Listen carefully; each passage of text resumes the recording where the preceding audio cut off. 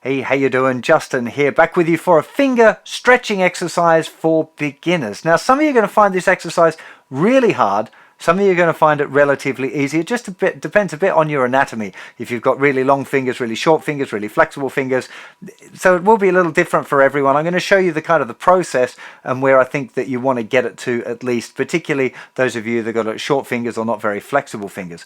Now, the exercise itself is really simple. It's important to realize it's not a speed exercise. Okay, so don't go trying to do it faster. That's not the point. The point is slow and feeling a stretch in your fingers. So it's much more like kind of a yoga thing. You don't do those kind of things really quickly if you're stretching before any sort of exercise. You don't do it real fast because you'll injure yourself. The idea is that you do it really slowly and you kind of feel it stretch a bit. You should feel this exercise not hurt, but you should feel it stretching. Okay, if it's not stretching, you're not doing it hard enough, like you haven't got enough stretch, not pressing harder, obviously, just you need to make it a bit more stretchy if you find it too easy. So I found when I was doing this left-handed that even this basic one at the 5th fret, I could kind of get my fingers in the right spot, but it mostly hurt in here, in this muscle between my thumb and my first finger. Now, that's also one of the things that develops with this exercise. So it's partly to do with finger flexibility, partly to do with finger strength, partly to do with getting your little finger involved, and partly for developing this muscle between your thumb and the first finger, as well as independence and picking different strings. There's a load of stuff going on in this exercise. Speaking of picking, for this exercise, we're going to use all down picks. Okay, you might find it helpful just to anchor your little finger there on the guitar. Anywhere on the guitar will do. Obviously, if you're playing acoustic guitar, you don't want to pop it in the sound hole, right? But just leave it resting. It can move around, but just leave it resting. And then you're just going to use all down picks all of the way through. Now, let's start off together with our first finger at the 5th fret of the thickest string. You want to try and keep that finger nice and parallel, so not too much of an angle like that.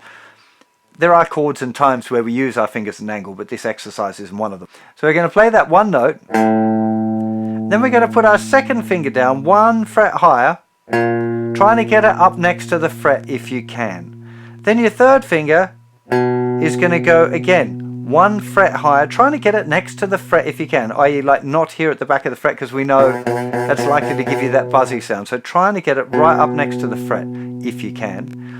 Then little finger. Now I've got a really little finger, so for me that's already makes for a little bit of a stretch. Not with this hand, okay, I can easily stretch a bit further than this, but for my left hand, when I'm playing left-handed, so my right hand is doing the stretch, just doing that was already difficult. So don't be upset or feel like you're not going to be good at guitar if you're finding that difficult. That's pretty normal. So then we're going to move it on to the next string. So we're now going to play the first finger on the 5th fret of the 5th string. Going to play that. Then second finger, third finger, and then little finger. Now it's not designed to go in a hurry. If you can see, I'm kind of keeping my fingers roughly where they should be. Now, this exercise is relatively easy for me now. If you want to go and watch me doing it left-handed, it doesn't look anywhere near so easy, I can promise you. And even just doing this much is really hard. Now, there's a few things here to notice. First of all, the second and third fingers tend to kind of join together, and the first and fourth fingers tend to spread apart, and that's normal. That's just to do with the anatomy of our hand. So don't feel like they should all be square on, because it's just not possible. Our fingers all kind of join into the palm, so they kind of meet in the middle. That's how they work. So doing this kind of exercise, you'll always find that second and third fingers sit together a little bit. First and little fingers kind of splay out a little bit sideways. So don't worry about that in the slightest. What you're aiming for, particularly on the thinner string, most people will find just that difficult.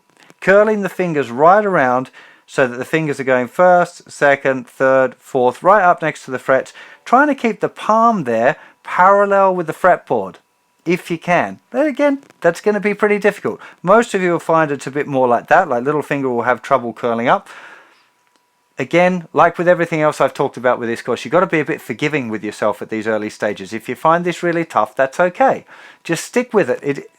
all of us can touch our toes if we put a bit of effort into doing a bit of stretching every day. I struggle actually to touch my toes. I've got terribly tight hamstrings. But the idea is that if you find something, particularly physical things that are difficult, you just have to work on it. Whether it's getting strong or weightlifting or running or flexibility or whatever. And this part of guitar, this aspect of the guitar is quite physical, and you just have to keep doing it. So this exercise I'm going to prescribe 2 minutes a day for the next week or two.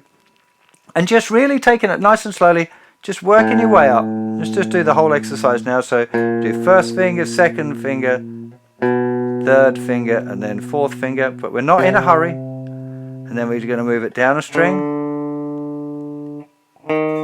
Trying to keep each one. Now I'm going to do, probably for some of you, will look a bit more like this. Like you won't be able to hold it, so your fingers will be like this. And then you have to try and put that finger, and then when you go to do this, your first finger wants to sneak up with it, but you've got to try and hold it back. So trying to get that third finger in, and then the little finger, oh come on, just, if that's what happens, that's okay. You're trying to get this stretch out like that to try and make it feel like it's getting wider, like your grip is getting wider. But like I said, if your finger's like this and you find, what you don't want is to let first finger slide up like that. So the first finger is now out of position. That's what you don't want. So you want to make sure, even all of the way through, if second finger's there, first finger's trying to sneak up. Try and keep first finger back. Even if third finger won't go any further than that, that's okay. Little finger, come on. You want it to go there, but if it's only going to get to there, that's okay. Don't let first finger off, okay? And you try and get your way all of the way up to the thinnest string. And when you get to the thinnest string, you go back down, but you're still going up each string. This isn't like playing a musical scale. This is just an exercise. So we're going up each string. Now, almost certainly a lot of you are going to struggle a bit with the picking as well. I did as well when I was trying to learn this. So you might find yourself going like, and then trying to get, there's the right string. There we go. And now the next one. Oh, where is it? It's, don't worry about it. These exercises have got a whole heap of things that you can learn, particularly the first few days of doing an exercise like this. You're going to find it pretty difficult. Really, just don't worry about it. Do the best as you can and try and develop it through the weeks. You will find even a couple of minutes a day for a couple of weeks will make a big difference, and you'll find that you're able to, you might not be able to stretch it a whole lot, but you'll find the actual picking of it and the placement of the fingers at least easier. Now, if you're finding this exercise way too easy, you just start moving the fingers further toward the nut. So here you go, and yeah, I'm cool with that, man. As you start moving down this way, the frets get a little bit further apart. And probably by the time you reach the first fret, I mean, that's a pretty decent stretch. Most beginners would find it difficult to get the fingers to spread out like that all of the way and keeping them right next to the frets. I have to work at that if I'm going to get them the whole way. So, if you're comfortable with that, you probably don't need to keep doing this exercise, to be honest. If you're totally comfortable at the first fret with this one, maybe try and find some other things that you're struggling with, maybe your chord changes, or if there's a chord that you're struggling with or you're strumming, find the thing that's not working for you real well and spend your time practicing that. But I think for most people, doing a bit of this finger exercise is going to be a really good thing. Like I said, for a whole heap of reasons. The picking, the finger stretch itself, the independence, using your little finger possibly for the first time, all of that. There's a whole heap of goodness in this exercise. If you really want to push your limits, there's my limit. So I can do first fret, third fret, fourth fret, and the beginning of the sixth fret, but not right near the end. So that would be your goal. I have got a stumpy little finger though. That's it. And everyone says, oh, my fingers are too short, my fingers are too fat. Like, we've all got things that we moan about with our hands. That's my, I've always had a little finger, and so there are some things that I really struggle with, but you just have to find your own way around stuff when you encounter a problem like that. There's nothing that can stop you learning to play guitar.